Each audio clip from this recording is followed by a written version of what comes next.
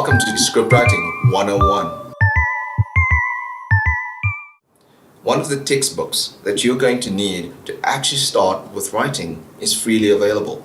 The reason for that is that it was written hundreds of years ago by a Greek philosopher called Aristotle.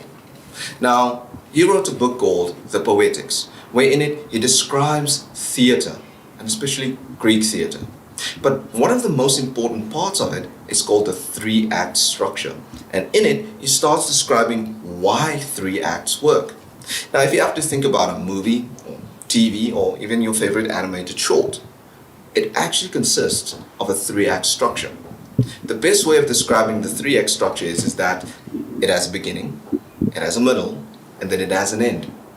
Beginning, middle, and end.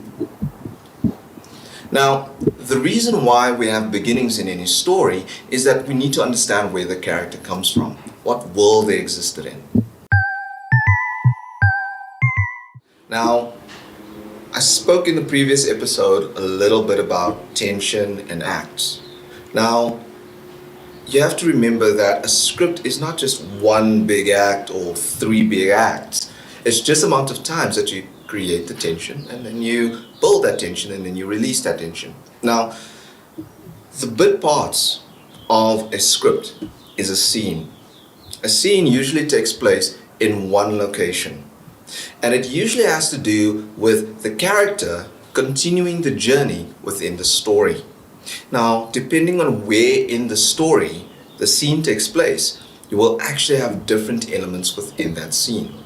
Now, you have several scenes, that means more than 3 scenes, that make up a sequence.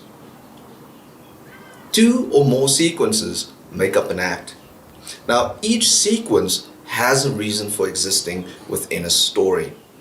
Now, if you look at your first sequence is usually what we call the setup.